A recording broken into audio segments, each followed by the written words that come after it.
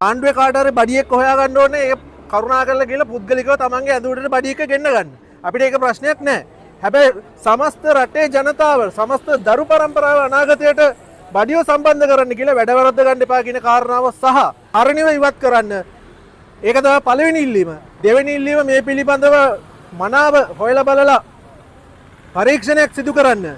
ඒ සියල්ලට කලින් අධ්‍යාපන අමාත්‍යවරිය සහ ලේකම්වරයව ඉවත් කරලා මේ පරීක්ෂණ කරන්න. මේ ආණ්ඩුව මේ අධ්‍යාපන ක්ෂේත්‍රයට කරන්න යන වින්නයයට විරුද්ධව අපේ හඬ අවදි කරන්න සහ විශේෂම සංදේශයක් බාර දෙන්න. මේ ආණ්ඩුව බලයට එන්න කලින් ඉඳලම කියපු එක කාරණාවක් තමයි ඔවුන්ට මේ සමලිංගික කටයුත්ත පිළිබඳව තියෙන නීති රෙගුලාසි අයින් කරන්න ඕනි කියලා. හරිනි අමරසූරිය අග්‍රාමාත්‍යවරයා ඉතා පැහැදිලිව කියපු කාරණාව තමයි ඒගොල්ලෝ ආව ගමන් දණ්ඩ නීති සංග්‍රහයේ සමලිංගිකත්වයට තියෙන ඒ සම්බාධක ටික අයින් කරනවා කියලා. ඊට පස්සේ ඔවුන් බලයට ඇවිල්ලා සිදු කළේ ඉතා පැහැදිලිවම පළවෙනි ඉතිහාසයේ විෂයට අත තිබ්බා. බුද්ධාගම විෂයට ලබා දෙන ක්‍රෙඩිට් ගාන අඩු කළා. දැන් ඇවිල්ලා වෙලා අධ්‍යාපන ප්‍රතිසංස්කරණ කියලා මේ බඩියෙක් දාගෙන තියෙනවා මේ ප්‍රතිසංස්කරණ ඇතුළට.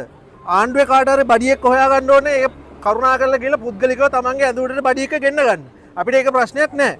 හැබැයි සමස්ත රටේ ජනතාව සමස්ත දරු පරම්පරාව අනාගතයට බඩියෝ සම්බන්ධ කරන්න කියලා වැඩ වරද්ද ගන්න එපා කියන කාරණාව සහ ප්‍රධාන වශයෙන් මේ රූකඩයක් විදිහට වැඩ කටයුතු කරන අනුරු කුමාර දිසානායක ජනාධිපතිවරයාට කියන්න ඕනේ දැන්වත් ඔය රූකඩ භූමිකාවෙන් මිදිලා කරුණාකරලා මේ රටේ ප්‍රශ්න වලට මැදිහත් වෙන්න. මේ රටේ ප්‍රශ්න වලට මැදිහත් වෙලා මේ ප්‍රශ්න විසඳන්න. එහෙම නැති වුණොත් ඔබේ කාලය කෙටි වේවි සහ ඉතා පැහැදිලිව ඔබට අනාගතයේදී ජම්පර් අඳගෙන හිරේ ඇතුලේ ලගින්න වේවි. මොකද ඔබ තමයි මේකට වග කියන්න ඕනේ මුල් පුරවැසියා. හරණිව ඉවත් කරන්න. ඒක තමයි පළවෙනි ඉල්ලීම. දෙවෙනි ඉල්ලීම මේ පිළිබඳව මනාව හොයලා බලලා පරීක්ෂණයක් සිදු කරන්න. ඒ සියල්ලට කලින් අධ්‍යාපන අමාත්‍යවරිය සහ ලේකම්වරයව ඉවත් කරලා මේ පරීක්ෂණ කරන්න. එහෙම නැතුව නිකන් ජනතාවට බයිලා කාලා අපිව රවට්ටන්න හදන්න එපා. ජනතාව දැන් මෝඩ නැහැ.